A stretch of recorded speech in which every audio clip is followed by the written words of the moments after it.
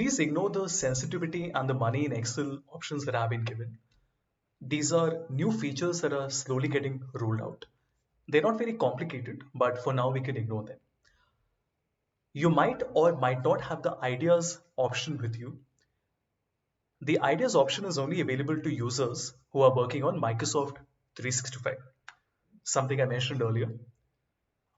I would like to remind once again, going forward, you would see that there are subtle differences or at some point major differences between my version of Excel and your version of Excel. So don't be worried. It's just because you have an older version. If you want all the latest features, make sure to have Microsoft 365 with you. Let's see how ideas work. I have a dataset here called the Superstore data. This has also been given in the resources folder, so you'll be able to download it. I'm not explaining everything inside it, but it's basically a transactional data which has about 10,000 records and 21 columns. The data is about a company that is selling multiple products across different categories, subcategories, and segments in all the four regions in the US: Central, East, South, and West, in 49 states and hundreds of different cities. We also have different customers, and the data is for 4 years: 2013, 14, 15, and 16.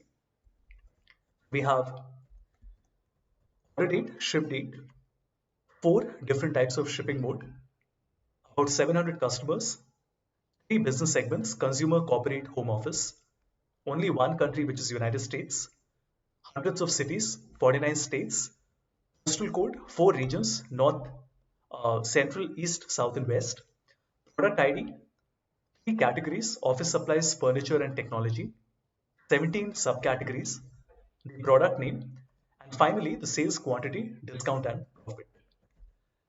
With the Ideas button, we can use Microsoft Artificial Intelligence to be able to derive insights and patterns from our data. For example, I can simply click on this button, and what is happening is that our data is encrypted and is sent to the cloud. Microsoft analyzes it and tries to identify patterns and insights. For example, it is telling me profit by region and ship mode. It is telling me the discount by region, quantity by segment and category, and even better, it is now telling me that tables has noticeably lower profit. Very cool, isn't it? Like, you did not even have to tell it what you were looking at.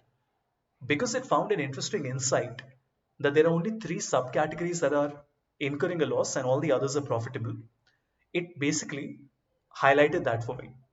Insert pivot chart, and that will allow you to create a pivot chart like this. And here you can see that tables, bookcases, and supplies are the three subcategories that have a lower profit, which is actually a loss. In addition to this, you can even ask your own questions. For example, I can say, show me my region by sales. And what it does is it basically makes a bar chart with all the region and sales. If you say show me my region and segment by sales, then it shows you a chart like this. Very cool. What if I say sales and profit? So it does show you the data, but it makes a table like this. So we have the three segments, the four regions, and two columns each for the sales and profit. I can even say who are my top five customers, and let me ask a fairly detailed query.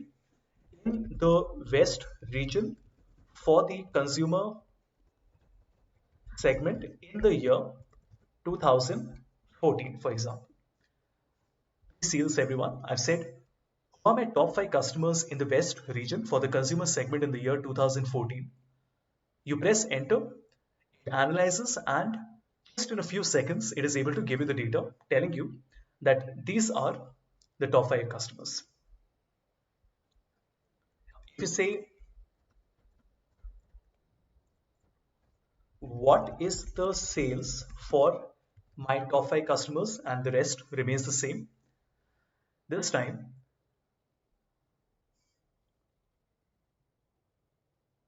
it also tells you the customer ID as well as the sales value. Currently it is showing us the customer ID, but if you say top five customer name, It will now show you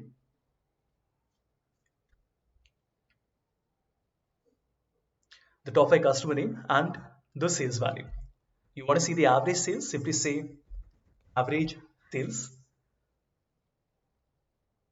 The same data is now shown for the top 5 customers with the highest average sales value, like this. Oh, wait a minute. Um, okay, so it is not working, which is good because I was going to talk about that.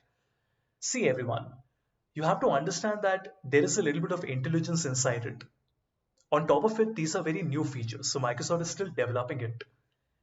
So whether it will read your mind, perhaps not. But the more you understand how it works, the better you will be able to create it and utilize it. Even in cases where it doesn't give you the exact result, at least it is helping you do a lot of the work. For example, if I click on insert, it will make a pivot chart for me. Let's see what all has been done.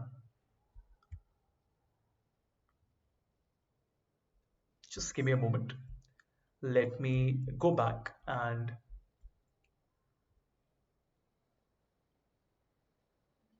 try to ask the same question once again. So I will say average sales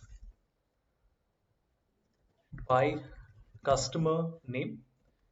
What does it do now? It shows you all the customers, right? But we want to see for, let's say, the West region for consumer segment.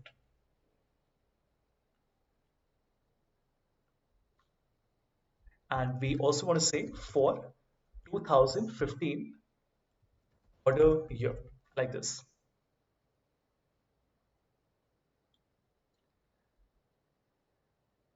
Okay, let's insert and you notice we get a result like this. Really good, isn't it? It's giving you a list of customers and you can see 2015 and the sales value. And keep in mind that the other filters have also been applied. Now you must be wondering, why is it not making a pivot table? See, that's what I said. The more complex the query, it might not be able to make a pivot table, but that's all right. This feature keeps on getting updated on a fortnightly basis. I have seen so much development happening in the last 6 months. By the time you guys probably work on it, there will be even more features that get rolled out.